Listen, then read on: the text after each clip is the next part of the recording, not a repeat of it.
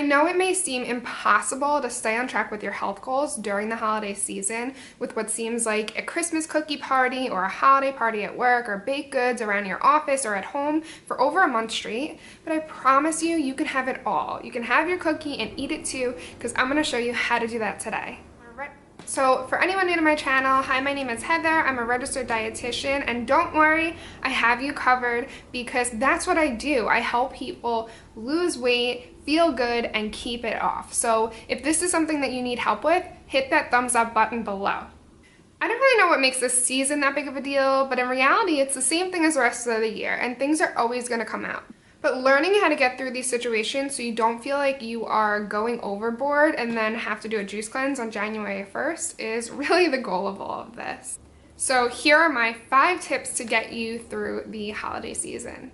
Now, tip number 1 isn't necessarily a nutrition goal per se, but it is probably the most important one, and that's why I'm putting it first. And that's you have to change your mindset.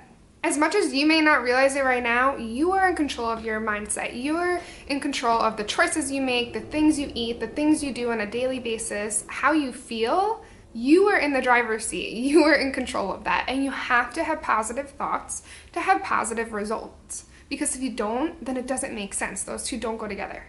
Let's say you're trying to lose weight this holiday season. If your thought process is, I can't do it, it's gonna be too hard, then there's just no way you're gonna lose that weight. However, if you switch that thought process and say, it may be challenging, but I can definitely do this, then that's gonna be the person that loses the 5 pounds. Because if you don't have the right mindset for it, why would it happen? Because your actions are not gonna add up with that mindset that you have.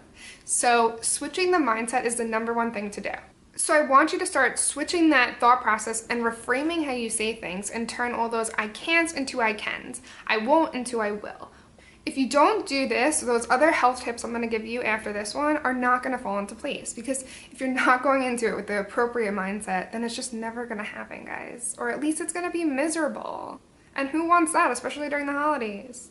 Look at this as an exciting new challenge, because if you can get through the holiday season, then you can get through anything. There should be no difference between getting through this next month and January, February, March, April, May, June, July, whatever. And the truth of the matter is there's always going to be something, right? There's always going to be your best friend's sister's daughter's birthday party, or your boss is stressing you out and it's making you want to eat, or your company brought over your favorite box of donuts. I mean, there's always going to be challenges, there's always going to be obstacles, so let's just not make the excuse now that it's holiday season and we should throw everything out the window. So tip number 2 is going to be when you're feeling like a more indulgent food, whether you're at a party or at home or whatever it is, that's fine, have it, but replace it with the macronutrient in that category. So what I mean by that is, say you want the pasta, right? The big ziti at a holiday party you're going to. Just make sure that you're having the same portion of that as you would the healthier alternative. So for example, instead of having a quarter of your plate be rice or potatoes, just swap it out for the big ziti. That way you're still having it, but you're still sticking to the portion size, and you're able to enjoy it and not overdo it. It's not like you're having the potato or the rice and the pasta. Just swap it out for the macronutrient category that you are consuming. And if you're not really sure about macronutrients, I will link a video up above in the cards that might help guide you in the direction and teach you what food category goes with what food. But I find a lot of the times that these more indulgent food tend to be carbohydrate choices like pastas, or even like when it comes to desserts, like cookies and cakes, these fall under that category for the most part. So let's say you go to that holiday party and you don't really care for the pasta or any of the starchy options, and you'd rather have a piece of cake later or a cookie later, save your starch option for that dessert. That's a really good way to help you stay on track, still have those indulging foods, but really not going overboard. Because all you're doing is swapping the healthier version for the not so healthy version, and doing that once in a while isn't that big of a deal. Tip number 3 is get veggie focused. So whatever ones you like, and I'm talking about the non-starchy veggies here, whether it's broccoli, kale, spinach, Brussels sprouts, asparagus, whatever non-starchy vegetables you like, get them, stock them in your house, and eat them a lot. Make them the base of your meals, or at least half your plate, especially for lunch and dinner. For breakfast, I kind of say it's like extra little bonus, but make sure that you're having a lot of them at your meals, and if you're having snacks, maybe fill up on those, because that's the thing. They're gonna fill you up, and obviously they're really good for you. I definitely recommend having them first at meals, especially meals that you know are going to be a little more indulgent. So if, say you're going to a party, make sure you're scouting out where those veggies are and you're putting them on your plate, because you want to make sure you're filling up on those. Tip number 4 is hydrate. Now, this is something I see people start doing less often as the seasons get colder, because when we're colder, we're just not thinking about drinking something cold as much, and I even myself catch myself doing this. But you want to make sure you're staying hydrated and drinking lots of water, because I can't tell you how many times I've seen people just increase their vegetable intake and increase their water intake, and they lose more weight. Over and over again. I know it sounds crazy that these two little things help people lose weight, but they really, really do. And it's something you have to focus on and you have to think about. If you're not great at drinking water, start out small. You want to start making it a habit. So what I recommend, especially for people that are really busy throughout the day or teachers and they find it hard to drink, is drink 2 cups of water first thing in the morning, right when you wake up. Number 1, you're dehydrated, so you need to replenish your cells with water, but also it's just a great way to start your day and know that you're getting 2 cups of water in first thing in the morning. And then once you've got that down pat and made that a habit, focus on the rest of your day. So I really recommend people get a water bottle, not only because it's going to help you with your water intake, but it's better for you and the environment if you get a reusable water bottle, and it saves you money. Like, get a water bottle, know how many ounces it is. Like this one I know is 32 ounces of water. So let's say I drink my 2 cups of water. I actually drink 4 before I even leave for work. This is 32 ounces of water. I want to make sure I'm finishing this before I leave work at the end of the day, and then maybe drink another one at night when you get home. And if you're not meeting those goals, set timers on your phone to prompt you to drink that water. That way it'll remind you and you'll make sure you're getting it in. If you're not sure how much water to drink for the day, a good rule of thumb is take your body weight, divide it by 2, and have that many ounces. So for example, say someone's 200 pounds, they're going to divide that by 2, that's 100, and you want to drink 100 ounces of water. And to figure out ounces to cups, 1 cup is 8 ounces, so you're going to just take that 100, divide it by 8, and that's going to get 12.5 cups of water per day. So that's a general rule of thumb. Hydration really depends on a bunch of factors, how active you are, you know, if you're sweating a lot. I know it's a little math, but I promise you it's easy. Just rewind this, replay that part a little bit, and you will figure it out.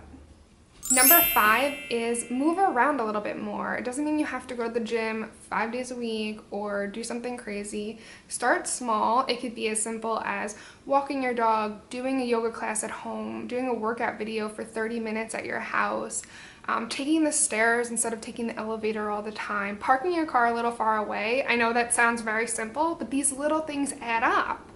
And they're really good habits to build up, and we are typically eating a little bit more this time of year, so you want to stay a little bit more active and make sure that you're moving around a little bit more.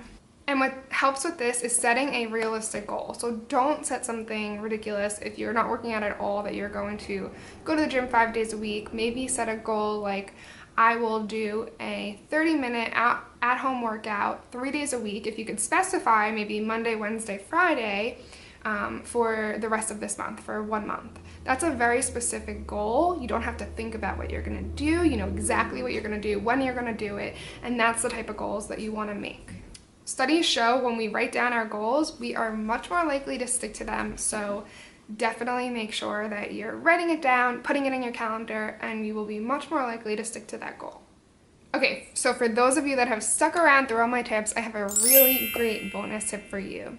If you mess up, don't give up. And this is something in like clinical terms, I guess you could say, we like to call relapse prevention, because the truth of the matter is you're gonna mess up at some point and things are not gonna go perfectly, because that's life. But if you find that you fell off track, just get back on the horse. Don't give up. Successful people are the ones that don't give up even when things seem hard or impossible or nothing seems to ever go your way. Don't let that define you or your progress. That's when you wanna get your shit together and figure out what you have to do to get back on track.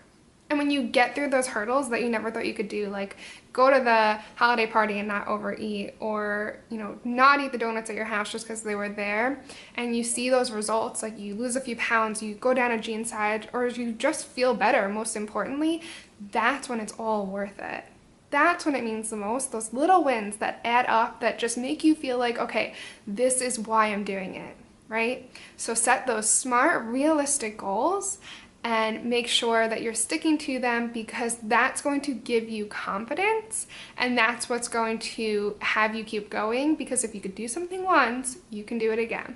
It's kind of like brushing your teeth, right? We've made brushing our teeth a habit where we wake up in the morning, we brush our teeth, we don't even think about it. That's how your health goals should be too, because if you wake up one morning and you forget to brush your teeth, are you gonna just not brush your teeth? No, I mean, I hope not, guys. You're gonna go in the bathroom, brush your teeth, and move on with your day and not even think about it, right? The same thing with your health goals. That's how it should be.